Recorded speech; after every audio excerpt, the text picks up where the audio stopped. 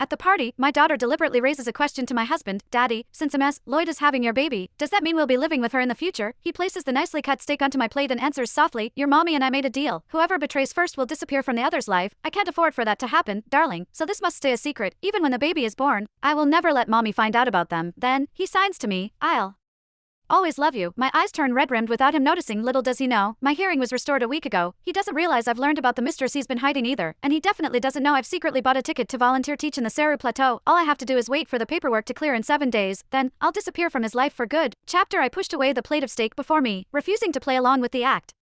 Seeing me on my feet, my husband, Jackson Grant, immediately stood as well, asking me what had happened in sign language. I shook my head. It's getting late. I'm thinking of turning in for the night. He insisted on following, but his best friend stopped him. Quinn probably needs some rest. You know how fragile she can be. Why are you so eager to leave? Yeah, dude, Cassidy is about to get here. It's been a whole day. Don't you miss her? My daughter, Bonnie, joined in, tugging at his sleeve.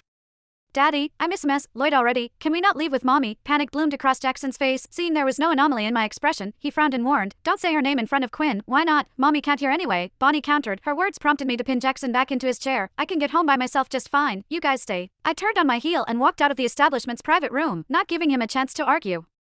I had barely taken a few steps forward when I saw Cassidy Lloyd striding into the restaurant. I couldn't tell if she did it on purpose or not, but her shoulder slammed into mine, making me stumble. Cassidy walked into the private room and scooped up Bonnie the moment she reached for her. Bonnie, it's been an entire day. Did you miss me? Of course, Bonnie answered cheerfully. Cassidy couldn't help smiling at the exchange. In that case, give me a kiss. Bonnie immediately cupped her face and planted a kiss on her cheek. Watching the two of them, one would think they were the real mother and daughter. She set Bonnie down, then slipped into Jackson's arms, her expression full of playful sweetness. In his eyes, there was a softness I had never seen before. Before he could say anything, Cassidy rose on her tiptoes and kissed him passionately. All right, one of his friends muttered, rolling his eyes. It's been months, and you two are still this mushy. None of his friends seemed bothered by it. While Bonnie looked like she had seen this 100 times, I stared at all of them, feeling a sinking coldness in my bones. So, everyone knew they had been fooling around together, except for me. As the teasing around the table amplified, Cassidy's lips curled with a triumphant smile. As if things weren't messy enough, the others started egging them on, asking when the last time they hooked up was. Jackson lowered his head, embarrassed, while Cassidy looked thrilled. 2 days ago, in the room next to the main bedroom, I whispered the same words at the same time as she did, our two voices overlapping, and the whole room exploded with excitement. Some laughed, some cheered on. Jackson, my boy, you finally grew a brain. Yeah, with our status, who the hell stays loyal? As long as you hide it well, you can enjoy life. Quinn is deaf, she'll never find out. Chapter when my name came up, the smile on Jackson's face stiffened, his expression turned ice cold.